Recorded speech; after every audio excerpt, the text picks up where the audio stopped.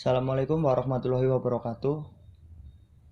Perkenalkan, nama saya Hibatur Rahman, NBI 1111170 dalam mata kuliah pengambilan keputusan. Di sini saya akan menjelaskan soal presentasi individu yang berjudul kesiapan lembaga dalam pembelajaran tatap muka setelah pandemi. Oke, di sini untuk pembahasannya sendiri, bagaimana upaya pemerintah dalam persiapan tatap muka setelah pandemi COVID-19 atau COVID-19. COVID-19 telah membawa dampak pada seluruh sektor kehidupan manusia, tak terkecuali pada sektor pendidikan. Sudah berapa bulan lembaga-lembaga pendidikan harus melakukan pembelajaran jarak jauh atau secara daring. Tak terkecuali dengan lembaga PAUD juga harus melakukan pembelajaran daring. Pendidikan pada lembaga PAUD memang berbeda dengan pendidikan di tingkat yang lebih tinggi. Karakter anak-anak yang khas sangat membutuhkan pendampingan dan bimbingan orang dewasa di sekitarnya. Perlu kerja keras untuk bisa menerapkan new normal pada pendidikan anak. Protokol kesehatan di sekolah merupakan aturan untuk mencegah meluasnya penyebaran penyakit COVID-19 ini. Dalam buku saku panduan penyelenggara pembelajaran di masa pandemi COVID-19 ini yang disusun oleh Kemendikbud, Kemenkes, Kementerian Agama, dan Kementerian Dalam Negeri, pembelajaran tatap muka dilaksanakan melalui 2 fase, yakni fase transisi dan masa kebiasaan baru atau new normal. Oke, dalam upaya ini dapat disimpulkan bahwa kesiapan guru dalam pembelajaran akan menentukan kesiapan lembaga untuk melakukan pembelajaran daring. Kesiapan guru dalam pembelajaran daring di lembaga pendidikan anak usia dini dapat diukur melalui indikator-indikator yang meliputi ranah sosial, emosional, kognitif, pedagogi, kemampuan penggunaan teknologi, serta kemampuan berkomunikasi yang disesuaikan.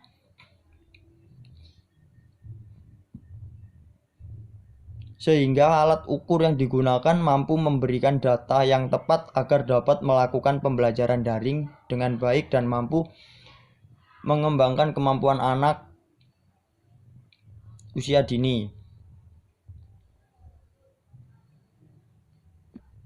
Dalam hal ini juga tidak berjalan dengan lancar karena banyak sekali faktor-faktor atau masalah yang timbul akibat pembelajaran daring ini atau pembelajaran dengan sistem online ini.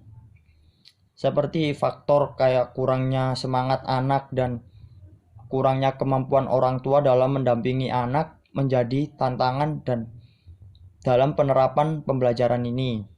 Salah satunya seperti orang tua murid atau peserta didik yang ternyata tidak mampu untuk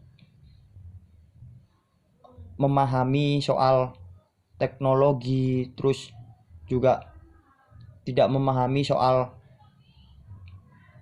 pelajaran dari anak tersebut. Nah, dengan itu orang tua juga ada yang berpendapat lain, seperti semisal orang tuanya yang bekerja, mereka juga mendapatkan tambahan tugas lagi, seperti tugas dari kantor dan juga tambahan tugas dari sekolah anaknya tersebut. Namun di sini dalam pembelajaran daring ini memiliki alternatif, yaitu lembaga harus siap dengan pola pendidikan yang ditetapkan oleh pemerintah. Rencana pemerintah dalam membuka kembali pembelajaran tatap muka di sekolah menjadi angin segar untuk menjadi angin segar untuk pendidikan karena proses pembelajaran akan dilakukan seperti biasa di sekolah nantinya. Namun untuk membuka kembali pembelajaran tatap muka di sekolah, pemerintah memberikan syarat kepada masing-masing lembaga pendidikan untuk memenuhi protokol kesehatan. Sebagaimana persyaratan yang dikemukakan oleh Kemendikbud juga mengatur jumlah maksimal siswa dalam satu kelas. Untuk tingkat sekolah menengah dan sekolah dasar dibatasi hanya maksimal 18 peserta didik. Untuk kelas SLB dan PAUD maksimal 5 orang per kelas. Dalam kesimpulannya ini, kesiapan lembaga PAUD dalam pembelajaran tatap muka pasca COVID-19 dengan penerapan protokol kesehatan yang telah ditetapkan oleh pemerintah, baik pemerintah pusat maupun pemerintah daerah. Persiapan lembaga PAUD diantaranya adalah peserta didik dan guru wajib menggunakan masker, mengecek suhu tubuh, waktu kegiatan belajar mengajar, jarak antara peserta didik di dalam kelas, dan kegiatan di luar belajar mengajar dengan tetap menjaga protokol kesehatan.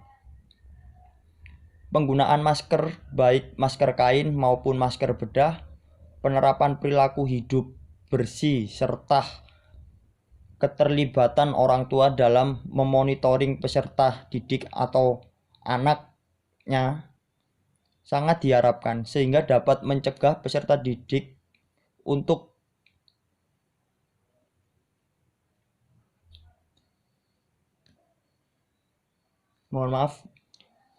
diharapkan untuk peserta didik dapat menekan jumlah penularan COVID-19 di lingkungan sekolah tersebut.